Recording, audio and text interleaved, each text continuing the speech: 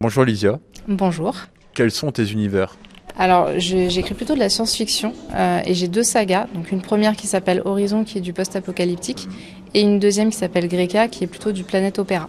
Donc de Greka et Horizon, donc une quadrilogie et une trilogie. Voilà, on suit dans la première, donc Horizon, c'est du post-apocalyptique qui se passe en France dans les années 2100. Il y a eu un événement qui s'est produit 2 ans plus tôt qui s'appelle la rupture, et on ne sait pas trop ce que c'est au début du récit, et c'est justement le but d'en savoir un petit peu plus, parce qu'on prend le train en marche de la vie de Xalia, donc l'héroïne principale, qui a été séparée de sa famille un petit peu plus tôt. On ne sait pas forcément exactement dans quelles circonstances, et ça, ce sont des choses qu'on va apprendre en fait, en apprenant aussi à la connaître elle-même. Et on va la suivre dans ses péripéties à travers la France, donc sur les traces de sa famille. Donc c'est un peu une histoire de survie, le combat un peu d'une jeune femme pour survivre justement dans cet univers qui a été dévasté un peu par la folie des hommes, et de voir comment finalement on peut survivre quand même, et on peut y voir du beau à travers quelque chose qui est assez désolant, et qui fait ressortir aussi ce qu'on a de pire en nous en tant qu'hommes, mais aussi ce qu'on a de meilleur en nous. C'est-à-dire qu'il y a un petit peu les 2 facettes. On n'est pas tout blanc, on n'est pas tout noir. Et à travers en fait son regard, elle, comment elle voit les choses, comment elle les vit aussi. On va voir un petit peu tout ce panel de personnages dans ce récit un peu de survivants, et de voir comment elle va évoluer entre le début du récit et la fin du récit. Et se dire que c'est plutôt un loup solitaire au départ, de par son passé. Donc il y a beaucoup de choses qui s'expliquent dans son comportement. Donc tout ça, c'est des choses qu'on apprend à découvrir. Et elle va devoir apprendre à faire confiance en fait aux personnes qu'elle va croiser et aux personnes qui lui veulent du bien. Mais elle va pas forcément savoir faire la part des choses tout de suite, et de baisser un petit peu ses barrières. Donc c'est un peu voilà l'histoire de ce personnage-là qui va vivre des choses assez terribles, mais qui va faire preuve d'une très grande résilience, et qui petit à petit va s'inscrire dans un rôle un petit peu plus grand qui va un petit peu la dépasser par rapport à la France et à la reconstruction de la France. Ça a été dur d'imaginer la France en 2100? Dur, je sais pas. Non, enfin en tout cas pour moi ça n'a pas forcément été difficile. Je suis partie, en fait je me suis beaucoup basée sur des cartes, voir un petit peu la géographie, voir à quel endroit il y a des zones qui étaient plus protégées de la guerre qui a pu avoir lieu que d'autres. Parce qu'entre-temps il y a la montée des eaux, dans la logique. Effectivement, c'est pas forcément quelque chose que j'ai pris en compte dans ce récit-là. Ou en tout cas, c'est pas forcément des zones qui ont été particulièrement explorées dans le récit. Mais en tout cas, on voit que, notamment le climat, il y a quelques épisodes effectivement qui montrent qu'il y a des petits dérèglements, mais c'est pas le cœur, en tout cas, de ce récit-là. C'est pas le cœur du récit, c'est pas le dérèglement climatique. C'est plutôt la nature humaine et ce que les actions de quelques-uns qui ont du pouvoir, qui ont de l'argent aussi en tout cas, qu'est-ce qu'ils peuvent provoquer en fait dans la civilisation humaine, et comment ceux qui subissent ces choses-là arrivent à survivre. Donc c'était plutôt cet axe-là que moi je voulais explorer, sachant que ce récit, j'ai commencé à l'écrire en 2004, donc ça date un petit peu. Mais ça doit être fascinant de voir la France en 2100 quand même, non? Alors, en tout cas, dans Horizon, il n'y a pas grand-chose à voir, parce qu'il n'en reste pas grand-chose. Voilà. C'est beaucoup de ruines, c'est beaucoup de désolation, une partie de la végétation qui reprend aussi ses droits à certains endroits, parce que l'homme n'est plus là pour entretenir, entre guillemets, les choses, donc la nature reprend ses droits. Et les hommes font, enfin en tout cas les survivants font avec ce qu'ils ont. Ils n'ont plus grand-chose. Ils vont puiser un peu dans certaines réserves, parce que la catastrophe, elle date, ça reste récent à leur échelle, puisque ça date que de 2 ans par rapport au début du récit. Mais en 2 ans, oui, le temps peut être long, et puis les hommes peuvent continuer à s'entre-déchirer alors qu'ils devraient plutôt s'entraider. Et quelles sont tes influences ou inspirations par rapport à ce livre ? C'est un peu compliqué pour moi de répondre à cette question de façon précise, parce que je m'inspire d'énormément de choses et pas forcément d'un élément particulier. J'ai pu être inspirée par des récits de survivants, par des images que j'ai pu voir, par des films, par de la musique. Par exemple, vraiment les tout premiers mots que j'ai écrits, je les ai écrits sur l'album de Muse, donc Absolution. Et la musique rythmait en fait ce que j'avais envie d'écrire. Et des fois, c'est juste des images qui me viennent. Ça peut être des livres, ça peut être. Donc c'est un peu un mélange de plein de choses et pas forcément un élément en particulier. Après, par la suite, comme j'ai écrit sur de très nombreuses années, il y a pu y avoir d'autres choses qui ont fait écho en moi, mais l'univers existait déjà. Et c'est plus que ça répondait un petit peu à ce que j'avais imaginé avant. Et je me disais, bah oui, on se situe dans ce genre d'univers, par exemple The Walking Dead. Alors, il n'y a pas de zombies, on est loin de ça parce que en fait dans Horizon il n'y a pas besoin de zombies.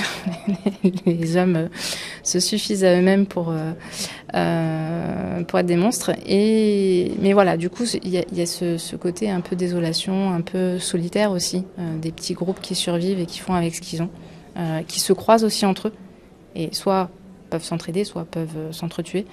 Donc c'est plus finalement les relations humaines que j'ai essayé d'explorer. Moi, ça me fascine puisque je suis resté braqué sur 2100 depuis tout à l'heure. Mais... Oui, c'est vrai que la date, après j'étais très jeune quand j'ai commencé à écrire ça, donc finalement peut-être que ça pourrait être une date un petit peu plus proche et qui serait peut-être plus vraisemblable.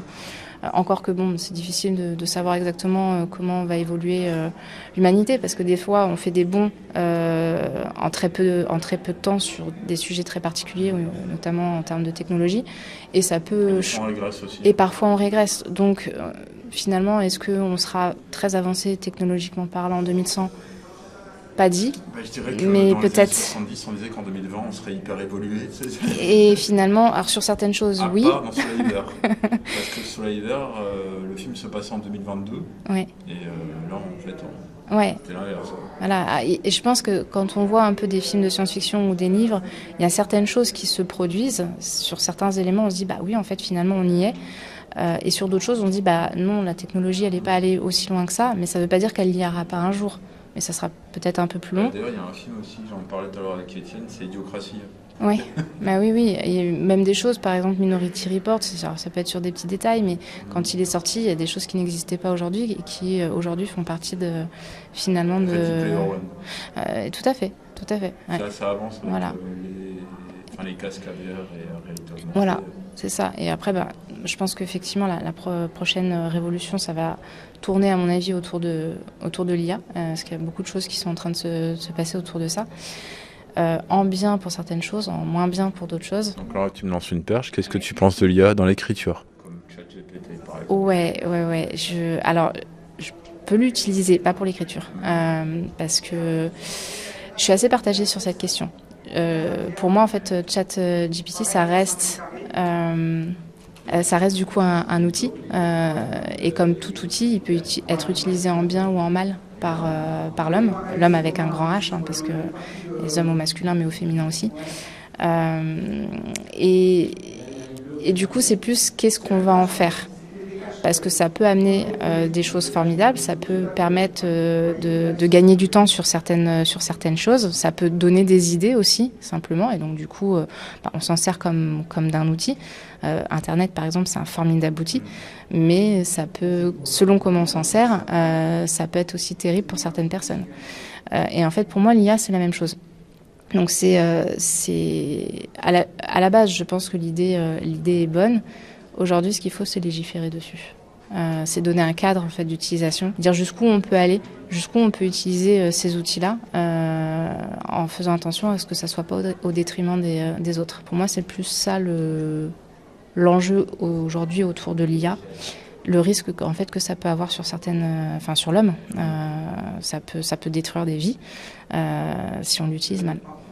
Donc ça reste un outil dangereux, mais ça reste aussi un merveilleux outil de création. Je parlerai pas forcément de création parce que c'est des modèles de données, c'est des algorithmes derrière qui vont agréger pas mal de données pour sortir a priori la réponse la plus pertinente à la question qui a été posée, mais cette réponse-là, elle conserve quand même le biais humain derrière. Est-ce que tu peux me parler de ton autre livre ? Oui, alors du coup la deuxième saga s'appelle Greka, c'est une trilogie qui se passe sur une nouvelle planète qui s'appelle Greka, donc d'où le titre. Tu sais qu'au début, quand je suis passé à côté, je croyais que c'était un rapport avec la Grèce antique. Hein. Oui, mais non. Alors en fait c'est simplement, des fois ça m'arrive d'avoir des idées un petit peu comme ça qui sortent de nulle part. Je voulais trouver des noms un petit peu sympas et je ne saurais pas dire pourquoi et d'où ça m'est venu exactement à ce moment-là. Mais je suis partie sur des termes grecs pour nommer un certain nombre de choses. Du coup la planète a pris le nom de Greka et j'ai décliné certaines choses un petit peu sur cette connotation-là, mais ça n'a pas plus de symbolique que ça. Mais je trouvais que ça sonnait bien. Alors ça, c'est un truc auquel j'ai toujours été attachée dans les histoires que j'écris. J'aime bien quand ça sonne bien à l'oreille. Et je trouvais que Greka, c'était court, c'était facile à retenir. Et pour une nouvelle planète, il y avait un petit côté un peu sympa, pas mythologique, parce qu'on n'est pas du tout sur cette thématique-là, mais voilà, ça me parlait, donc je me suis arrêtée à ça, tout simplement. Donc, pas de lien du tout avec la mythologie grecque, c'est vraiment juste la sonorité, juste ça. Des fois, je vais prendre des trucs comme ça pour créer un petit peu des univers, mais qui n'ont pas forcément un sens particulier, enfin, en tout cas comme on pourrait peut-être le penser justement au premier abord. Donc voilà, en tout cas pour le titre du livre et le nom de cette planète. Et du coup, on va suivre 3 jeunes gens qui s'appellent Nathanéon, Elias et Cyanel. Donc là, contrairement à Horizon, là on suit 3 points de vue différents, donc ils sont alternés. Et ces 3 jeunes gens vont participer à ce qu'on appelle le noviciat. Le noviciat, là où ces jeunes personnes habitent, c'est un équivalent de service civique, service militaire un peu mélangé. Donc ils sont tirés au sort parmi les jeunes de la population. Et ils doivent rejoindre une escouade. Donc il y en a un sur les 3 qui était déjà là depuis quelque temps pour des raisons qui lui sont propres. Donc ça, c'est des choses qu'on découvre un petit peu au fur et à mesure. Les 2 autres le rejoignent dans son escouade. On a 2 qui se connaissaient déjà, donc les 2 jeunes hommes se connaissaient déjà. Et il va y avoir une petite dynamique entre ces 3-là, où les choses vont être un petit peu compliquées, notamment pour Cyanel. On va apprendre qu'ils sont plus liés qu'on ne le pense au premier abord. Et par-dessus ça, il va y avoir des petits phénomènes étranges qui vont apparaître, avec notamment la matière première qui est exploitée sur cette planète qui s'appelle le Grécon. Grécon, voilà, on est un petit peu dans ce que je disais tout à l'heure. Le Grécon, c'est la matière première qui est exploitée un petit peu partout. En fait, c'est un minerai qu'on retrouve à certains endroits de la planète et c'est là où, étrangement, on a des îlots de végétation qui apparaissent. Donc c'est une planète qui est relativement désertique, sinon. On va s'apercevoir que finalement...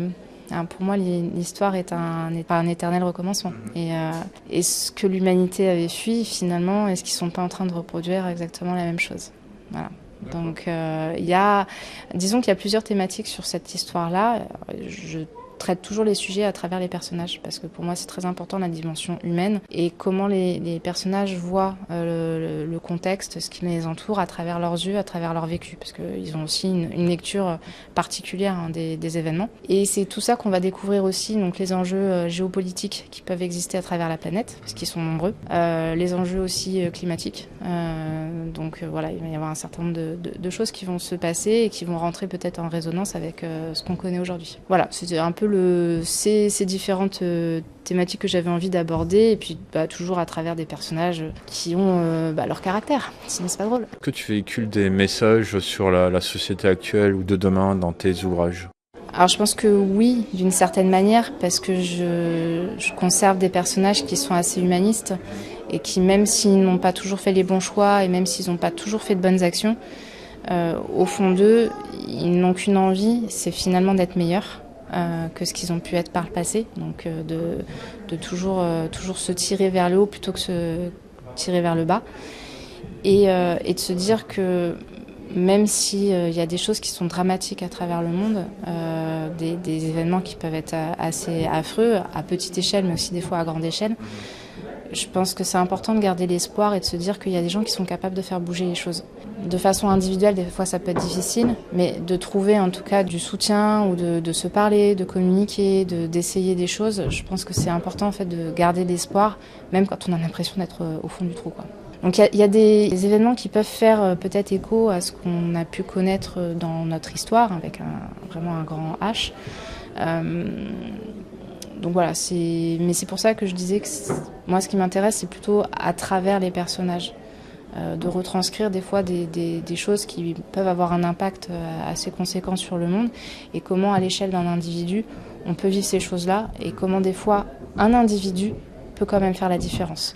Il ne faut pas croire qu'en fait, non, ça sert à rien, j'ai juste à me laisser porter et puis de toute façon les choses ne bougeront jamais, elles peuvent bouger.